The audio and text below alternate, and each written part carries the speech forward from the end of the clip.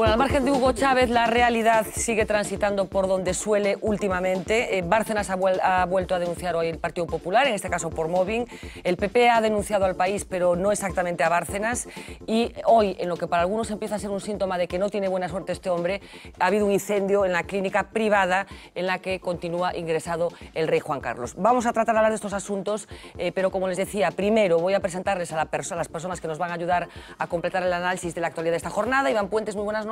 ¿Qué tal? Buenas noches. Don Jorge Fernández Ceburera, muy buenas noches. Don Domingo San Pedro, muy buenas noches. Y Francisco Espiñeira, muy buenas noches. Les decía que la noticia más terrible de las últimas horas es una exclusiva de La Voz de Galicia, en concreto de lavoz.es, de la edición digital del periódico, y concretamente de Ángel Paniagua. Ángel Paniagua, muy buenas noches. Buenas noches. Bueno, tú contabas hace un rato, unas horas ya, en la web, como decía, de La Voz, algo que pasaba ayer en las urgencias del Hospital de Vigo. ¿Qué pasaba, Gelo? Bueno, pues pasaba que una persona llegó a urgencias, estuvo unas horas esperando para ser atendida y finalmente se murió en la sala de espera, que según los médicos y las enfermeras de urgencias es lo más terrible que puede pasar. ¿El protocolo cómo fue? Por lo que cuentas en la información de la web, esta mujer llegó a ser atendida por un médico, o sea, hubo un médico que la vio y que decidió que esperara. Eso es, una persona cuando llega a urgencias lo primero que hace es ir a un mostrador de admisión, allí da sus datos y a continuación hay lo que ellos llaman un filtro, que es una consulta con un médico en la que se hace una primera valoración. Ella llegó hasta ese punto, según parece, pues es una persona mayor de 81 años, con enfermedades crónicas del corazón, y el médico vio que tenía astenia, ¿no?, que es como malestar general, fatiga y demás. Entonces, en ese momento se la traslada a la sala de espera y ella queda pendiente de una atención pues un poco más profunda y más especializada en un box. Y en ese momento, y en esa espera, se produce el fallecimiento. ¿Cuánto tiempo se calcula que pudo estar esperando hasta que se muere? Pues en torno a 3 horas, porque llegó al hospital, no eran todavía las 8 y ella falleció sobre las 11 de la noche, según nos dicen fuentes sanitarias. Y estaba con familiares, supongo, y en cualquier caso supongo que no sola en esa sala de espera.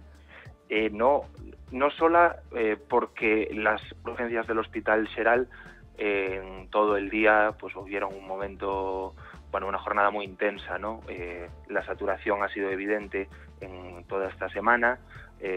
Por ejemplo, por dar un dato, en todo el Chuy habitualmente se ven 500 urgencias, 509 cada día, y el lunes vieron 630, ayer 603. O sea que la presión de urgencias es enorme en este momento. ¿Qué reacciones o qué consecuencias inmediatas ha tenido este dramático episodio, Gelo? La más inmediata es que la dirección del hospital, en vista de la situación tan dramática, ha decidido abrir una investigación interna. Esto significa que la dirección, una persona designada por la dirección, va a hablar con todas las personas que intervinieron en este caso para recabar información, hacer un informe y ver qué pasó, si hubo mala praxis médica, si alguien actuó mal o si fue todo correcto y simplemente fue una cuestión de mala suerte. ¿Hay que relacionar este episodio con la saturación que se estaba viviendo en urgencias ayer? Bueno, eso va a ser el primer cometido que tenga esa investigación. Yo lo que sí me preguntaría es si en lugar de tener 600 urgencias hubieran tenido 300, ¿habría pasado esto? Yo no puedo responder, no tengo elementos para responder, pero desde luego coincide en el peor momento, ¿no? Creo que has hablado también con el Sergas, lógicamente. ¿Cuál es la opinión, cuál es la postura que está adoptando el Servicio Galego de Saúde? Bueno, pues de entrada ha sido de mucha cautela. Han confirmado que todo esto es cierto, han abierto esa investigación y, aparte de cautela, han adoptado la postura preventiva de negar que todo esto tenga que ver con ningún tipo de recorte ni de nada que se le parezca. Sí, en concreto, la información que tú firmas en la web de La Voz, dices que el Sergas considera falso, demagógico y oportunista establecer esa relación, ¿no? Exacto, lo dice porque algunos sindicatos sí que han relacionado esto con, no sé si decirte con los recortes, pero desde luego con falta de medios. Algunos nos decían que hay un médico de baja cuya baja no se ha cubierto, sustituciones a cubierto, que no se han reforzado. Algunos sindicatos nos decían también que habían solicitado que una de las salas anexas a urgencias fuera abierta para tener más camas y que no se hizo. Y aparte de esto, la oposición, los tres partidos de la oposición a Feijóo, han pedido explicaciones. Por eso yo creo que el Sergas preventivamente ha dicho que sería falso, demagógico y oportunista relacionar esto con los recortes. Bueno, pues Gelo, muchísimas gracias, Ángel Paniagua. Enhorabuena por esa exclusiva que, por cierto, se ha convertido en uno de los asuntos preferentes de la práctica totalidad de las webs de los periódicos de España, pero que, como decíamos, descubres tú hace ya unas cuantas horas cuando aparece por vez primera en la página web de La Voz de Galicia, así que hay que poner las cosas y darle las cosas a quien le corresponden. Gelo, gracias, buenas noches. Gracias, Fernanda. Buenas noches. Hasta luego. Bueno, Iván. Bueno, pues evidentemente unha noticia lamentable e que desde logo haberá que investigar moi a fondo. Eu non teño tan claro como ten o Sergas que isto non estea relacionado con recortes e coa situación na que está a sanidade. Claro, a pregunta que se pode facer, hai 4 anos, 5 anos, 6 anos, que xa había saturacións puntuais en urxencia, coincidindo con determinadas épocas. Se podía ter producido esta situación igual cando non tiñamos incorporado ese discurso e esa realidade dos recortes? Claro, supoño que é difícil de averiguar, non? E que xente en urxencias, evidentemente, pois desgraciadamente falece en diversas ocasións, non? Pero, desde logo, claro, que unha persona que ten unha enfermidade grave como tiña esta muller diagnosticada, que recibe unha primeira atención médica e que morra 3 horas esperando, despois de 3 horas esperando nunha silla, a verdade é que é bastante lamentable, non? A mí sí que hai algo que me leva a pensar que pode, ou que polo menos é plausible pensar que pode existir unha conexión cos recortes, no sentido de que a situación do Hospital de Vigo, de Urxencias de Vigo, é a que aí salta a noticia porque se produce esta noticia tráxica, non? Pero realmente o da Coruña coñecíamos hai unhas semanas como estaban saturadas as urxencias do Hospital da Coruña, ou en Ferrol esta mesma semana, que, en fin, tamén numerosas persoas se queixaban. Incluso tenemos un caso que é unha propia concelleira do noso grupo municipal que tivo a desgracia de ter o seu pai ingresado e estivo 3 días en urxencias no Hospital de Ferrol esperando a que tivese unha cama tamén cunha afección cardíaca, non? Por lo tanto, non é unha cuestión dun repunte de gripe que houvese este fin de semana en Vigo, sino que realmente as urxencias están máis saturadas do que estaban. Bueno, la verdad es que la historia es terrible, porque yo no me imagino la situación de una persona muriéndose, supongo que acompañada por su familia, en una sala de espera, rodeada de otras personas. Bueno, en fin. Jorge, ¿qué te sugiere este terrible episodio? Bueno, dejando aparte lo lamentable de la noticia, yo en principio me parece que urgencias siempre es un panorama deprimente. Siempre. Que conste que yo he ido a urgencias alguna vez.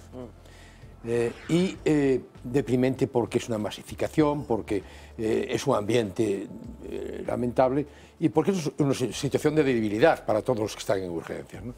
Y el que haya pues mucha espera en urgencias, naturalmente depende de dos cosas, de la oferta y de la demanda. Efectivamente.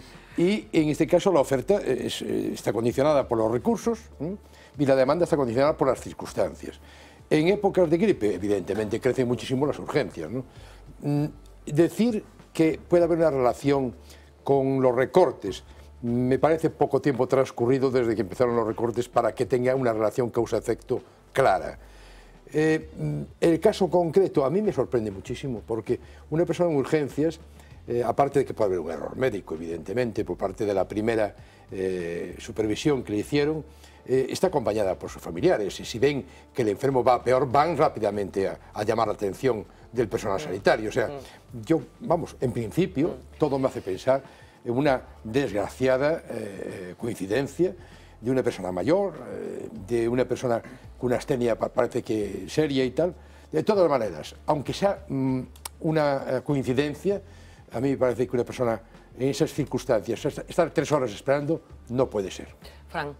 Yo coincido bastante con lo que ha dicho Jorge, ¿no? Yo creo que en este caso concreto se juntan muchos factores negativos. En el caso que estabas hablando antes de la acumulación de urgencias es un hecho periódico. Por ejemplo, esta semana en La Coruña, como ha hecho sol, pues afortunadamente ha bajado pero aquí en Coruña también hubo un poco la presión. De... Yo creo que tiene mucho que ver en qué afectan los recortes. Yo creo que lo que está afectando sobre todo es en la falta de inversión en obras que son claves para poder descongestionar determinada parte de la atención médica, como puede ser el caso del Hospital de Vigo, que todos sabemos las que está pasando para poder poder realizarse, o en el caso del Hospital de La Coruña, que llevan obras desde el año 2008 y no se atisba todavía cuál puede ser el final, por no hablar del caso de Ferrol, que ni siquiera se ha llegado a empezar, ¿no? Entonces, probablemente esos recortes sí están afectando a la mejora de nuevas infraestructuras que puedan ayudar a descongestionar, pero yo también creo que en este caso concreto, y además conociendo la profesionalidad de los médicos y enfermeras que hay generalmente en los servicios de urgencias, que suelen ser un comportamiento ejemplar y donde suelen prestar atención a todo este tipo de cuestiones, yo creo más en una desgraciada circunstancia, porque además,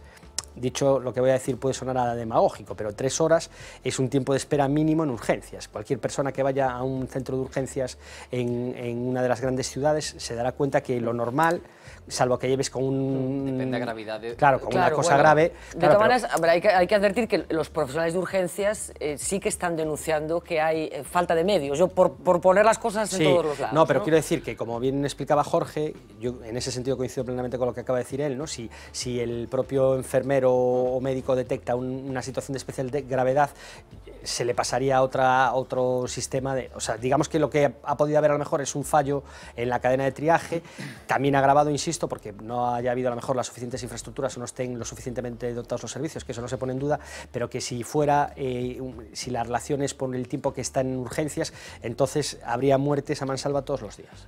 Domingos. Sí, vamos a ver, eu creo que determinar neste caso si houve ou non neglixencia bueno, neste falecemento, eu creo que haberá que determinalo nunha investigación administrativa de carácter interno e posiblemente tamén en instancia judicial, pero eu creo que non se pode falar deste asunto sin abordar a cuestión de fondo, non? E a cuestión de fondo é que o servicio de urxencias que había na sanidade galega, en xeral, na sanidade española, é un servicio moi preciado pola ciudadanía. A xente, cando se sinte mal, se considera que realmente pode ter unha dolencia grave, pois acude de inmediato... Sí, bueno, moitas veces incluso para cortar os tempos na asistencia convencional. Exactamente. E por que ocurre isto? Porque hai...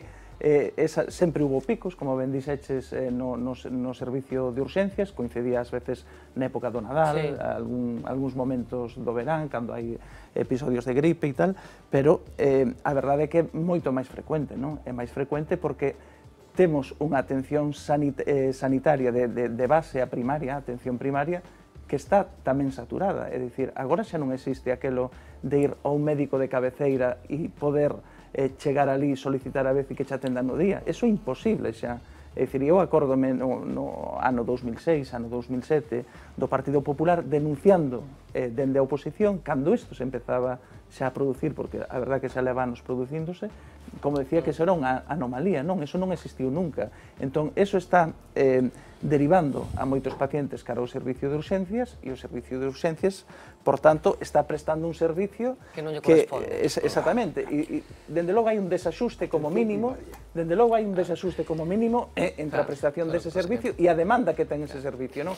E, vamos a ver, estamos falando dun incidente concreto, pero que este incidente pudo darse en calquer outro momento, non? En calquer outro hospital. E, bueno, e agora que se cumplen tamén 100 días das eleccións galegas e do 100 días, hoxe? E do goberno de Feijóo estes días, pois quero dicir, eu creo que tampouco se pode apartar este debate de algo que saltou, digamos, como un torpedo na última campaña electoral, non? Todos nos acordamos daquela denuncia de Beiras de os recortes matan, quero dicir, eu creo que se estamos falando, se os sindicatos tamén falan agora deso de que se introduce ese elemento, non? De esta morte pode ter relación cos recortes sociales, eu creo que eso ven de aí, non? En calquer caso, o que lle pronosticamos é un longo percorrido a esta historia no Parlamento galego, polo menos entre os representantes políticos galegos. Eso non cabe dúbida e ocupará as sesións de control, porque eu creo que, claro, é dicir, eso que se iniciou nesa campaña electoral, eso de os recortes matan, eu creo que vai a ter percorrido. Agora xa ten, digamos, un caso concreto que lle vai a sacar a luz todo este debate de fondo, non? Bueno, vamos a pasar a outro asunto, porque efectivamente el asunto de lo lo que ha pasado en el Hospital Xeral de Vigo está pendiente esa investigación. En las próximas horas seguro que tendremos ocasión de seguir hablando de este terrible episodio que finalmente se ha cobrado una víctima, que es esta mujer de 81 años que nos contaba Gelo Paniagua. Mañana seguro que tendremos ocasión de volver a hablar de este asunto, porque quería hablar de Santiago de Compostela, en donde hoy ha vuelto a haber registros. Ayer, recordarán, hacíamos una pesa con los representantes de los compostelanos, y esta misma mañana, por orden de la jueza que está instruyendo la operación Pokémon y la operación Manga, se produció un nuevo registro en dependencias municipales. Ha estado pendiente de los detalles de estas últimas horas, Marina, incluso de algunas extravagancias para que la película de lo que está pasando en Compostela cada día tenga ingredientes más suculentos. Marina, adelante.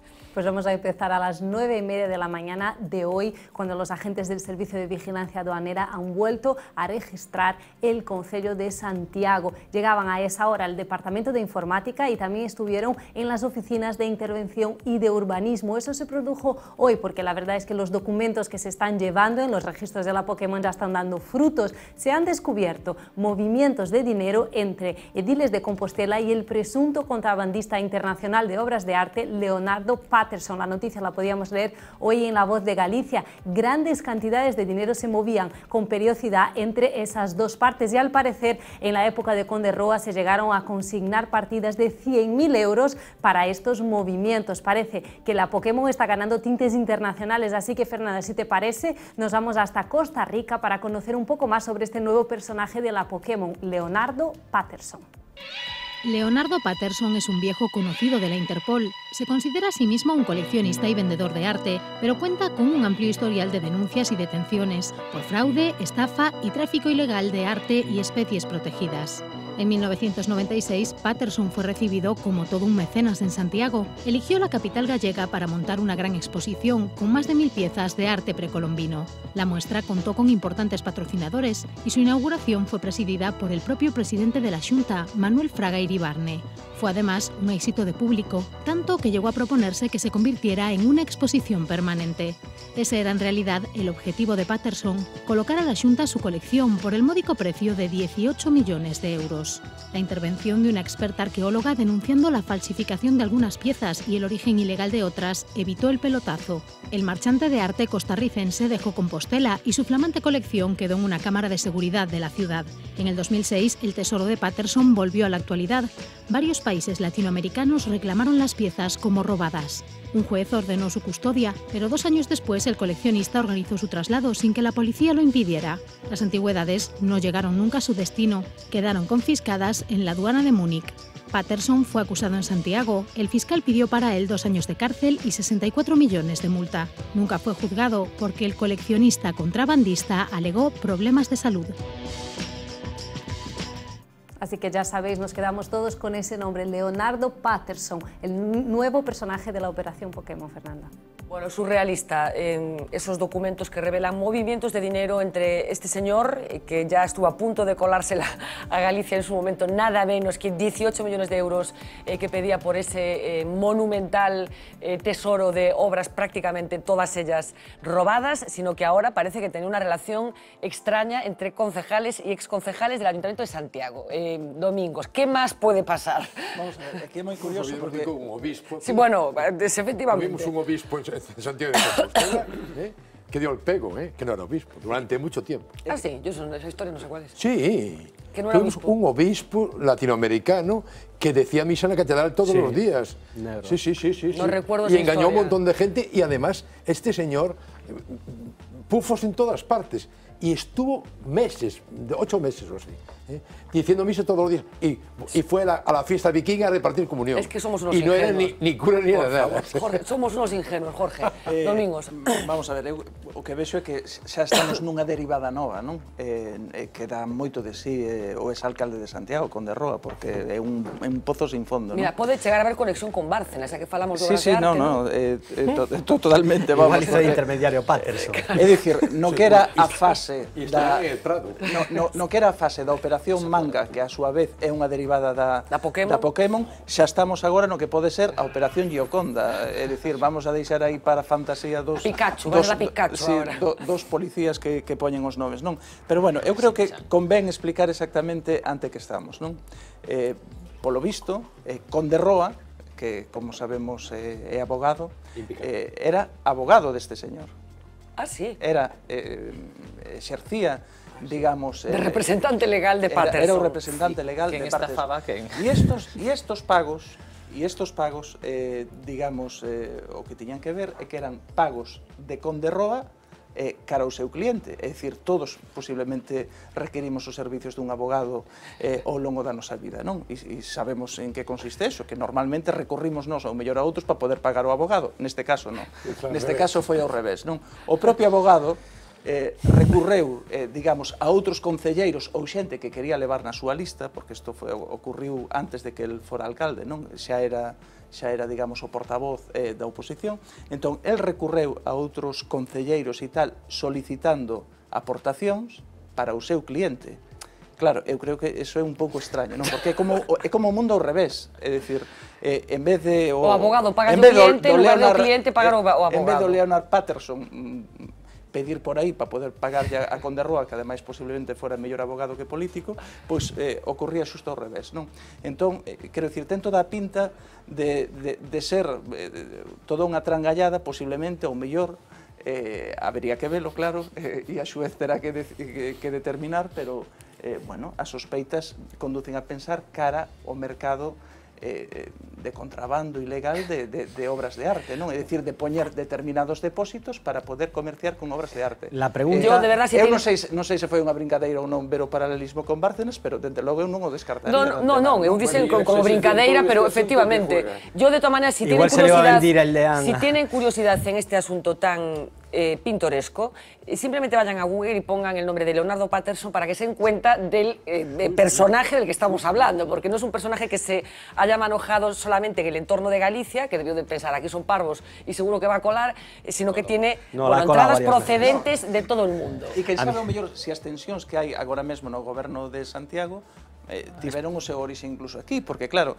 Sí, por el peinado de Leonardo, non me digas máis. A Conde Roa si lle fixeron aportacións determinados concelleiros, membros da súa corporación, e algúns, claro, os cartos non lograron recuperalos, non? É dicir, eso é unha cousa moi chamativa. Eso duele. A una costa de tener que sumarme a la futura demanda esa que va a poner a todos los periodistas de La Voz que han hablado de sus imputaciones, yo lo que quiero saber es en qué no está imputado, para poder hablar de ello, ¿no? Porque al final es que Gerardo Conde Roa, entre los sablazos que ha pegado por ahí presuntamente y todos los delitos que se le están apareciendo y todas las cosas a las que se le imputan, la verdad es que es muy pintoresco. Yo lo que he notado en estos días también es que hay un afán por extender la mancha cuanto antes, ¿no?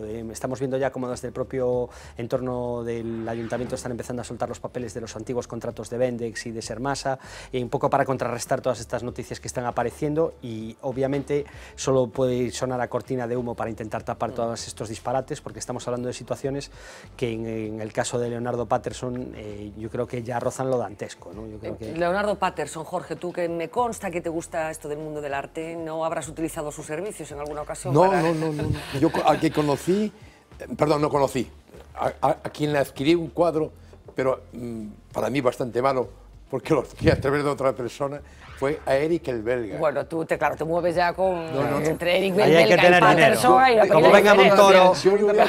Yo lo hubiera comprado encantado una falsificación. Con Eric el Belga se habló, ¿no? Cuando fue el robo del códice, efectivamente. Sí. Bueno, es confidente y es asesor de la... Bueno, Santiago... En el tema de Santiago, lo que ocurre es que la verdad es que yo no sé cómo ese alcalde y incluso el propio presidente, en este caso del Partido Popular, no sale allá a la palestra. Esto es un caso Bárcenas, pero digamos en miniatura, Pero ahí hay un montón de follones tremendos. O sea, yo estoy en este momento es un ambiente tan irrespirable que es que una cosa sucede a otra y la tapa. O sea, no hay tiempo para hablar. Entonces, yo creo que en estos casos, igual que en todos los casos que se están sucediendo en España, incluida la Casa Real, lo que falla es la comunicación.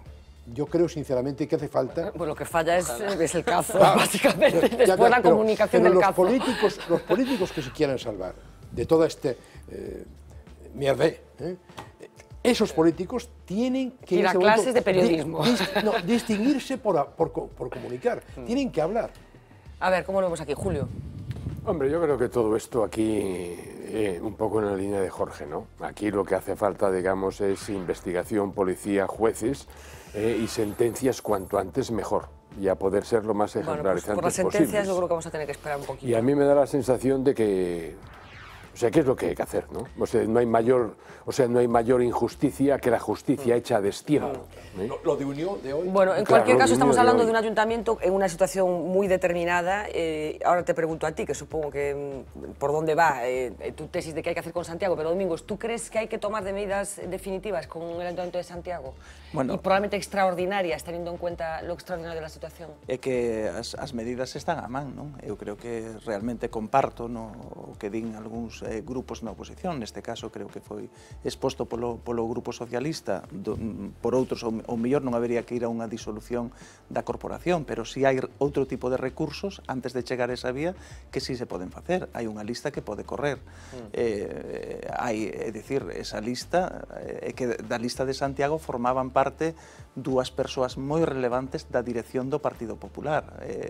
Por tanto, o presidente da Xunta, na súa doble condición de presidente do Partido Popular, eu creo que está tardando, primeiro, non basta con decir que pinta moi feo ou que eso non é normal. Eu creo que, bueno, ele é o responsable de todo o partido, ele é o que visou no ano 2011 toda esa candidatura da que se extraeron 5 persoas imputadas, que non é un... É dicir, que non é un número menor, non? Ele é a persoa que puxo un conselleiro seu, unha persoa moi próxima a él, pechando esa candidatura, e ele é quen elixiu desa mesma candidatura unha persoa para ser a portavoz da dirección do partido, non? Por tanto, eu creo que máis claro auga, tería que facer algo, coller realmente, poñerse ao frente desa situación, posiblemente, creo que en primeira instancia, se pudera, porque o mellor é que tamén vemos que pode ter algún tipo de limitacións. Eu quero xa pensar eso, porque me tarda o tempo xa en que tería que ter reaccionado, non? Posiblemente teña algún tipo de limitacións para facelo e en fin, igual está nun atasco agora mesmo, non? Como Ángel Espadas, non? Que estaba un atasco tamén. Iván. Queremos que este un pouco máis desperto, presidente. No, eu creo que vamos camiño da operación Sinchan directamente, non polo zafio de todo este asunto. Cuiño. Efectivamente. Porque a verdade é que en fin, non saio do asombro cada día que vexo algo de Santiago, non? Eu do PP realmente non espero gran cousa, non? Eu creo que se non reaccionou a día de hoxe é difícil xa que reaccione. Eu creo que o tempo se lle pasou e non me vale que o presidente non teña capacidade de actuar en Santiago, porque se non ten capacidade coa maioría absoluta que ten na Cámara, que non lle vai xenerar inestabilidade ninguna, e co poder que ten dentro do partido despois do último congreso, eu creo que ten capacidade de sobra para poder actuar. E con respecto ao Concello, eu sei que é unha medida moi excepcional, que en España, quero recordar que só pasou no caso de Marbella, pero creo que a disolución é o xeito máis adecuado de poñerlle fin a isto, porque o dicen os propios funcionarios, non? Que o Concello está absolutamente paralizado xa pola psicosis, pola paranoia que hai entre os propios responsables políticos a hora de actuar, non? Conste que no teu propio partido teñen teorizado eso, non? De decir, por que non a disolución? Porque a disolución de toda a corporación, como foi o caso de Marbella, dirían que presupoñer que toda a corporación é corrupta. Eles negan ese principio, por tanto, eles din que en todo caso habería que cambiar un grupo político, pero non disolver toda a corporación. Eso legalmente moi complicado, e a única solución legal frente á disolución sería correr a lista do Partido Popular, porque se foron 5, decías que non, pero... Efectivamente, ayer el portavoz del Partido Socialista en el Ayuntamiento de Santiago no era partidario de la disolución como medida con carácter inmediato. No, si me encanta la disensión, que se ponga de moda, me encanta. Aparte, yo creo que hay un matiz también bastante importante, que es que estamos obviando que, o sea, estamos focalizando en una parte de la investigación, pero es que la investigación, por lo poco que ha ido trascendiendo, puede tener muchas más ramificaciones y pueden acabar implicados muchos más políticos de diferentes grupos. Quiero decir, o sea, es que a lo mejor la teoría de la disolución ahora suena un poco temprana, y dentro de un par de semanas. Pero claro, pero dependerá de la velocidad que le meta a Pilar de la... Hay que recordar que el presidente de la Xunta, siempre que sale este asunto en el Parlamento, y tú me corregirá si me equivoco, Domingos, siempre le pregunta a los representantes del Partido Socialista que por qué no son más incisivos en sus preguntas en relación con la situación de Santiago, como insinuando que, bueno, que a lo mejor hay algo que esconder también por el otro lado, ¿no? Bueno, déjame que pasemos página otra vez, en este caso para hablar de uno de nuestros asuntos preferidos, que es Luis Bárcenas. Ayer era muy contundente Xosé Luis Barreiro pidiendo ya está bien, o sea, vamos a dejar de supurar basura en este país porque ya no sabemos hasta dónde podemos llegar. Hoy los últimos movimientos tienen que ver con un nuevo intercambio de querellas. Luis Bárcenas acusa de mobbing al Partido Popular, que viene a ser que le han hecho la vida imposible como trabajador de la organización política, y el Partido Popular, por fin, después de anunciarla por activa y por pasiva, ha decidido presentar una querella, en este caso contra un periódico, El País, que como saben es el que ha publicado los famosos papeles de Bárcenas, y contra el autor, fuere quien fuere, de los famosos papeles de Bárcenas. Un mes después de haberlo anunciado, el PP ya ha presentado su demanda. El Partido Popular va contra el diario El País y a su vez contra el autor de los falsos papeles publicados, que según recoge la denuncia es, apunta el diario, Luis Bárcenas. Pero en la demanda no aparece explícitamente el nombre del extesorero. Luis Bárcenas lo negó ante la Fiscalía. Por ello, el PP pide abonar 500.000 euros por daño moral. Dinero que, de ganar la demanda, dice el partido dedicará a organizaciones sociales. Según el PP, esos documentos son falsos y muy probablemente manipulados, y eso ha dañado gravemente la imagen del partido y de sus dirigentes. Otros populares, como Ángel Acebes, Javier Arenas, Jaime Mayor Oreja y Rodrigo Rato, también han emprendido las mismas acciones legales. Pero esta guerra abierta tiene otra nueva vuelta de tuerca, porque Luis Bárcenas ha demandado también al PP, esta vez ante el Ministerio de Trabajo. Bárcenas habla de maltrato. Un maltrato con 22 millones de euros en una cuenta en Suiza, probablemente se lleve un poco mejor, ¿no? ¿No? Tú aceptabas las patadas, ¿no? Non entendes, porque gañando 21.000 euros ao mes un tense que estresar moito psicolóxicamente para saber en que os gasta. Claro. Bueno, ¿qué hacemos con Bárcenas, Julio Sequeiros? Complicada pregunta, Fernanda. Sí, bueno, o sea, por una parte, digamos, a mí lo que me pide el cuerpo, ¿qué es? Que entre luz, taquígrafos, jueces y que se ventile el tema por la vía rápida lo más rápidamente posible, ¿no? Ahora, a mí me da la sensación que detrás hay mucho. Estamos, y a lo mejor por aquello o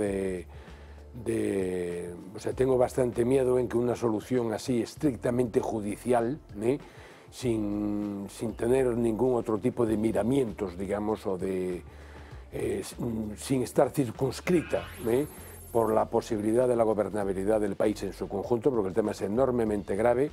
A mí me preocupa un poco eso. A mí me da la sensación, bueno, lo dije aquí un día, que el hombre más poderoso que hay en España hoy es Bárcenas. Fran. A mí lo que me parece es que el Partido Popular debe estar tan preocupado con el tasazo de Gallardón que han tardado tanto para ir a pedirle dinero a Conde Roa para presentar la querella, ¿no? Porque esto es un auténtico disparate. O sea, no se puede andar amagando con presentar no sé cuántas denuncias. Al final parece que las únicas que se han sustanciado son la de la secretaria general, de la que consta públicamente la animadversión personal hacia la figura de Luis Bárcenas, y ahora esta, que no es a Bárcenas, que es el que se ha debido llevar todo el dinero para que no quede para el tasazo, porque si no, no tiene explicación para denunciar a un periódico. También a este ritmo, recordemos que Cospedal dijo que iban a querellarse contra todos los que hayan difundido los papeles de Bárcenas, incluidos nosotros, que también los difundimos. A este ritmo van a tardar en presentar todas las querellas. Iremos con la de Conde Roa también, no pasa nada. Yo creo que a mí con 500.000 yo soy insolvente, a mí que no me vengan a buscar, que venga Montoro. Pero yo creo que coincido mucho en lo que expresaba el profesor Barreiro, lo que acaba de decir Julio ahora también, ¿no? Yo creo que hace falta, sobre todo, que ya de una vez por todas ya alguien se ponga a hacer limpieza. Yo no sé cómo, ni cuál tiene que ser el método, ni si va a bastar con la justicia o va a hacer falta algún tipo de ejemplo público que sirva pues un poco de escarnio, o que se establezcan unos castigos muchísimo más duros en la ley, pero lo que está claro es que la ciudadanía en general, y solo hay que ver las encuestas que salen semana tras semana, cada vez se produce un mayor índice de cabreo, ¿no? Y esto va a llegar un momento donde no se va a poder parar, donde va a haber consecuencias mucho más graves para gente que pues pueda estar ejerciendo la política de una forma honrada, y que yo creo que hay que tener bastante cuidado porque no se puede meter a todos en el mismo saco. Bueno, pues para completar un poco lo que está diciendo Fran, la Demoscopia confirma los argumentos de Espiñeira, porque hoy el CIS que como saben todos los meses trata de testar un poco cómo está la opinión de los españoles, pues ha detectado que en el último mes la sensación que existe entre los españoles de que la corrupción es un problema de una envergadura grave y elevada, bueno, queda reflejado en esta última encuesta. El segundo problema de España, según los españoles, ya es la corrupción.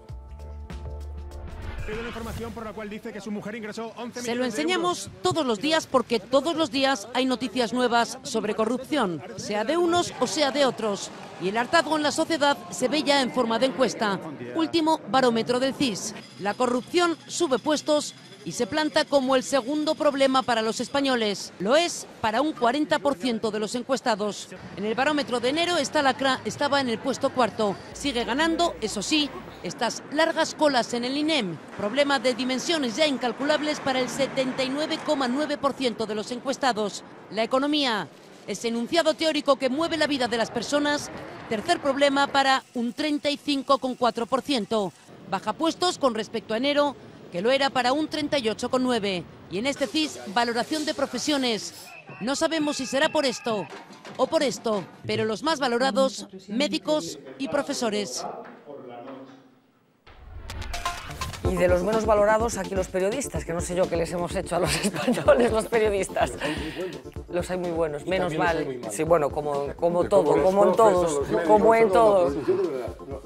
Primero, la noticia de hoy, a mí la demanda de Bárcenas por el moving o lo que sea, me trae sin cuidado. O sea, ese señor, por todo lo que ya se sabe. Bueno, entonces es como una estrategia permanente de ojito con lo que hacéis, ¿no? Sí, no, pero ya ni eso. O sea, yo creo que este señor, y luego las cantidades también ha manejado a través de su mujer, etcétera, este señor es un auténtico delincuente, no cabe la menor duda. O sea, está claro que una persona que ha movilizado pues casi 40 millones de euros y buena parte se está empezando a hablar de 70 millones de euros. Sí, se hablan ya, pero se habla de 70, de los que están ya contabilizados. La pregunta es quién les daba la pasta. ¿Quién les daba la pasta y no pidieron nada a cambio? Pues supongo que los quedaba él. Pero eso lo veremos. Entonces, yo creo que el tema, primero, la demanda de los 4 o 5 personajes del PP y del propio partido respecto al país y del autor, yo creo que es una buena noticia, porque ya era hora, ¿no? En todo caso, las cosas cuando se hacen tan tarde ya no valen. No tienen consecuencias. Entonces, en mi opinión, nosotros aquí hemos hablado muchísimas veces de un pacto, un pacto entre partidos políticos por la crisis, por la situación crítica, por el empleo. El pacto ahora es urgentísimo por la corrupción. Y la única cosa que yo entendí concreta en la intervención primera de Mariano Rajoy en el Estado de la Nación fueron las propuestas por el tema de la corrupción. Y se han firmado resoluciones. En mi opinión, el PSOE cometió un gravísimo error no apoyarlas, porque además al PSOE también le va muy mucho en sus temas el llegar a un pacto, porque es todos los partidos. Entonces, en este momento, yo creo que tenemos un problema grave de país y una imagen exterior que se está deteriorando con tal velocidad. Tu entrevista el otro día, aquel español suizo, etcétera, es evidente, es verdad. Eso nos cuesta muchísimo y eso afecta muchísimo a la crisis. Por lo tanto, en mi opinión, un gesto urgentísimo ante una oposición que ya no es oposición, por parte del presidente del Partido Popular, que es presidente del Gobierno. Brevemente, Julio. Bueno, yo quisiera decir, a propósito de lo que dice Jorge, quisiera decir algunas cosas, ¿no? Dice, uno de los principales problemas, tal y como yo lo entiendo, de la corrupción en España, es que los electorados no castigan de forma contundente ese tipo de conductas. Y por lo que estamos viendo en Italia parece ser que tampoco. No castigaban, ¿no? A ver qué pasa. Ahora, yo creo, digamos, que aquí hay una posibilidad que hay que utilizarla, que es el cambio de la opinión social, por ejemplo, sobre el tabaco. Es decir, o sea, yo fui educado en un sitio donde se fumaba en los autobuses, en los coches, en los aviones, en clase. Yo tengo dado clase fumando. Y que molaba fumar. Y que molaba fumar, y eso se ha cambiado de forma absolutamente radical. O de hacer barbaridades con el coche. O de hacer barbaridades con el coche, o la utilización del alcohol, de las drogas. Es decir, aquí lo que yo me pregunto es, ¿y por qué? toda esta capacidad mediática de crear opinión no se utiliza, por ejemplo, con el tema de la corrupción por un lado y del fraude fiscal por otro. Es decir, dice, bueno, mira, yo no soy muy listo, esto se tuvo que haber ocurrido antes a alguien de lo que se me hubiera ocurrido a mí. Bueno, pues, la pregunta es, ¿por qué no se hace? Esas estrategias de comunicación se echan en falta en instituciones variadas, incluida la Corona, que tampoco está pasando por momentos especialmente buenos.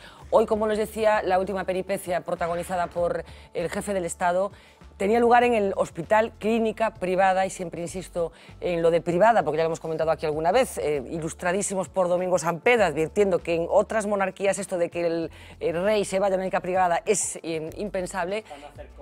Es para no hacer, claro, efectivamente, con lo que está pasando en urgencias como para que vaya. Bueno, la última peripecia, por favor, Marina, ¿qué le pasó hoy al rey? Es que parece, Fernanda, que las anécdotas en torno de la familia real no acaban nunca. Hoy, a las 8 menos 10 de la mañana, se produjo un incendio en la clínica donde don Juan Carlos se recupera de su operación de hernia discal. El motivo, la explosión accidental de 3 bombonas de oxígeno. Dicen que todo solo ha sido un susto, y a la pregunta de cómo está el rey, la respuesta es, por supuesto, que está tranquilo. Y para los más morbosos que buscaban la foto, esa foto del monarca siendo evacuado de la clínica, pues tampoco tendrán suerte hoy, porque don Juan Carlos se encuentra alojado en la parte opuesta al local del incendio y por lo tanto no hará falta ni siquiera, Fernanda, un traslado. Así que todo queda en anécdota, pero por ahí ya se dice que el rey es un gafe, Fernanda. Pues muchísimas gracias, Marina. Es que realmente lo de hoy es muy llamativo. No sé si yo cuando lo escuché esta mañana no lo podía creer. Bueno, aparte de eso, ¿no? Que eu creo que vamos, que si de verdade hai unha casualidade e non hai nada detrás que o faga mirar, porque efectivamente ese señor é gafe, non? Pero aparte de eso, e enlazando co da clínica privada, que a mí tamén me parece un escándalo, eu por fin, e unha vez que se comprobou que non houbo daños personais e que non pasou absolutamente nada, digo, por fin esta clínica privada que se lle leva facendo publicidade gratuita en todos os informativos e en todos os medios de comunicación del maravilloso equipo médico que atiende al rei, lo maravilloso bien que evoluciona el rey y todo lo demás, por fin hai unha noticia que lle resta algo de popularidade a unha clínica privada que está tendo gratuitamente, insisto, en todos os medios de comunicación unha publicidade excepcional. Es que es una clínica, ¿no? Hoy también un diario contaba una cosa espeluznante, la tal clínica, que a un señor le dio un infarto en las consultas externas, digamos, asociadas a la clínica, y pidió una ambulancia para que fuera a la clínica porque no tenía personal para atender al infartado. En fin, cosas muy raras. Decíamos, tormenta perfecta la que está viviendo la monarquía española y específicamente el rey Juan Carlos. Hoy ese incendio, que como decíamos no pasó de ser una anécdota, aunque efectivamente trasladaron a un grupo de enfermos, en concreto los que estaban en la UCI, pero algo más importante parece ser lo que tiene que ver con la famosa princesa Corina, porque en breves días se va a producir una comparecencia en el Parlamento, en el Congreso, del responsable del CNI para que dé cuentas de si efectivamente los servicios de inteligencia españoles estaban protegiendo a esta señora. Aquí, en esta finca muy cercana al Palacio de la Zarzuela, ha vivido Corina junto a su hijo de 11 años en sus largas temporadas en España. En régimen de alquiler una casa cercana al Pardo. La Angorrilla fue construida como la vivienda y lugar de trabajo de uno de los guardas del Monte del Pardo, históricamente una de las tierras de caza preferidas por los monarcas en Madrid. Nada que ver con el lugar que ha disfrutado durante 4 años la princesa Corina. Su residencia y su persona disfrutaban además de medidas de seguridad a costa del erario español. Acompañarla en sus trayectos y estar pendiente de ella bajo el sobrenombre, eso sí, de Ingrid. Ingrid, su nombre en clave, tenía en su escolta a 2 guardias civiles asignados al Ministerio de Defensa y al CNI. Precisamente el día 19, el director de los servicios de inteligencia tendrá que hablar en el Congreso de Ingrid. Los grupos le podrán realizar las preguntas y aclaraciones que estimen pertinentes. Las relaciones de Corina con el Estado, con la jefatura del Estado. La izquierda quiere saber si, a pesar de los desmentidos del Gobierno socialista y del PP, Corina trabajó para el Ejecutivo.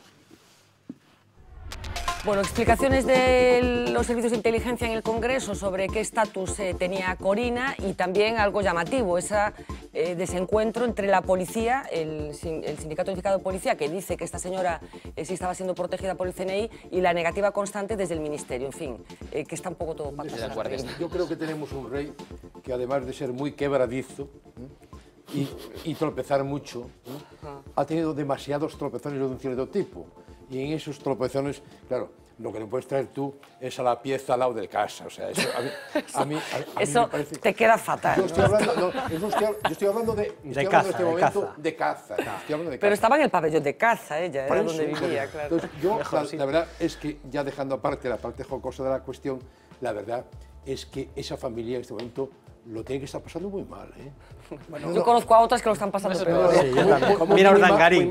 Como mínimo, auténtica vergüenza para nuestra imagen internacional. A ver, Domingos. Como mínimo que tiña que tomar estas dúas explosións das bombonas e tal, o mellor é como un aviso, non?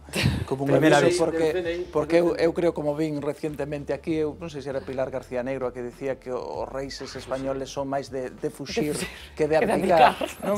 E é verdade, é dicir, o propio avó do rei tuvo que fuxir e a súa tataravó, a reina Isabel II, pois pasou o mesmo, non? Despois da Revolución do 68. Por tanto, quero dicir, eu creo que dos en 1000 años tampouco está mal. Ahí esas, no, digo, ahí esa por no hablar del padre del rey, que tampouco le fue muy bien, ¿no? Esa estadística de que nunca hubo dous Borbóns continuados que naceran e morreran en España. É que non son dous, é que solo houve un que non fuxira. Dende a tatarabuela, que foi Alfonso XII, non? Que o trouxeron de neno para que reinara e tal. Bueno, pues vente ti, pero tu anai deixa enterrada. Vente ti e tu anai deixa enterrada. O CNI está pouco acertado, porque en vez de Ingrid vaille mellor Matajaria. Bueno, Matajaria es un pouco obvio, yo creo. En fin, Ingrid... ¿Y el rubio? ¿Qué rubio? O rey para o CNI es el rubio. Ah, veo que os gustan los cotillos. Bueno, nos vamos a ver a Uxía para que nos ayude, como siempre, a completar lo que ha pasado este miércoles. Adelante, Uxía. ¿Qué tal? Muy buenas noches. Pues ya conocemos más detalles sobre la polémica reforma de la casa de José Blanco. El exministro ha entregado al juez las facturas de esta obra que ascienden a 170.000 euros. Su propio partido, el PSOE, pagó la mayoría de esa cantidad, 100.000 euros, la parte correspondiente a la seguridad. Lo hizo con cargo al Ministerio de Interior y previo informe policial. La defensa del exministro ha pedido además la nulidad de las pesquisas judiciales sobre sus cuentas porque, entre otras cosas, afectan a la privacidad de su esposa. Iberia y sus trabajadores continúan negociando el plan de ajuste de la compañía. La última propuesta del mediador rebajaría en casi 700 el número de despidos. Serían 3.140 frente a los 3.800 previstos por la aerolínea. A falta de saber cómo acogen empresa y sindicatos esta proposición, los trabajadores continúan con su huelga. No descartan extender los paros a Semana Santa.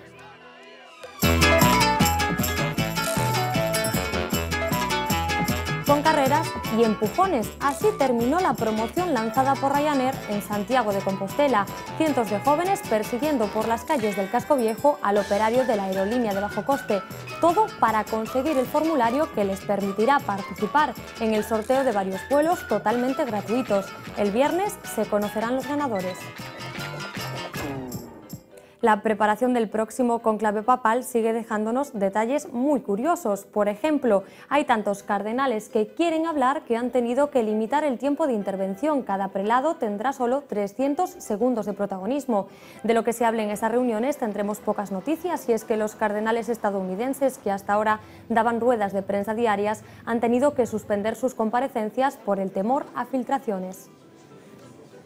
Y asegúrense de andar con pies de plomo si deciden unirse a la última gran moda salida de Internet.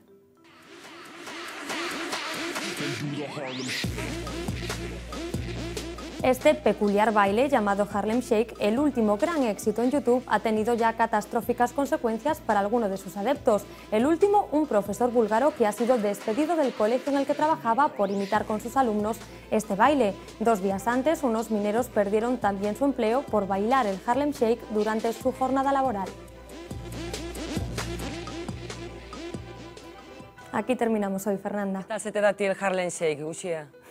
¿Cómo? ¿Qué tal se te da a ti el Harlem Shake? Estábamos pensando en redacción en hacer algo similar, pero con esto de los despidos nos hemos echado atrás. Avisadme, en cualquier caso, ¿vale? Lo grabamos y luego lo compartimos con la gente. Gracias, Uxía.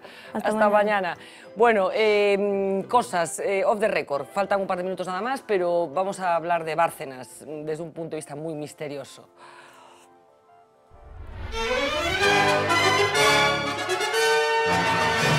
Off the record. Un fenómeno paranormal se ha registrado en esta céntrica calle de Madrid. Jamás, ni en el más loco de sus sueños, imaginarían lo que iba a ocurrir en una barriada. Allí apareció algo asombroso que rompió de raíz la vida habitual de ese lugar. En este barrio madrileño había un hombre llamado Luis Bárcenas. Querido y respetado por sus vecinos, tenía una vida normal, con un trabajo normal. Bueno, más o menos. El caso es que un día unas extrañas voces empezaron a acompañarle a todos lados. ¿Qué le parece la querella? Señor Bárcenas, perdone. ¿Cómo se encuentra usted? ¿Ha firmado el finiquito con el PP de Luis? El dinero. ¿Qué eran aquellas extrañas psicofonías? Aquí nos encontramos con esa bufetada extraña que nos da el misterio de vez en cuando. Lunes, martes, miércoles, jueves y viernes. Todos los días, sin excepción, aquellas voces estaban presentes. Nuestro protagonista optó primero por huir, con la esperanza de que aquellas voces se marchasen solas.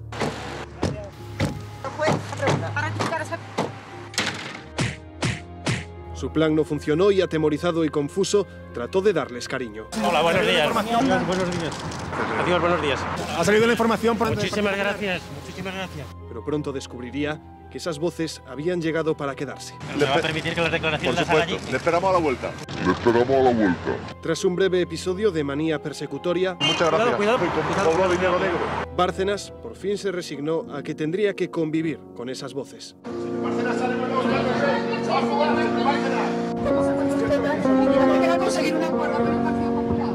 A pesar de todo, hay quien dice que esta historia no es más que un mito. No sabemos si son solo leyendas o hay algo más. Otros, sin embargo, piensan que la leyenda del portal de Bárcenas todavía tiene un final por escribir.